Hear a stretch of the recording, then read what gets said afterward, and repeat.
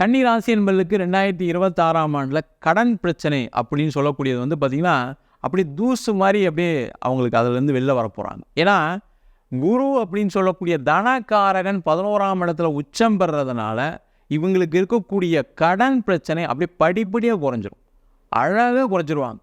இவங்களே யோசிப்பாங்க, நம்மளுக்கு இவ்வளோ ஆப்பர்ச்சுனிட்டி இருந்து நம்ம ஏன் இந்த கடனை கட்டாமல் விட்டோம் அப்படின்னு நினச்சிருப்பாங்க. அது நேரம் தான் காரணம்.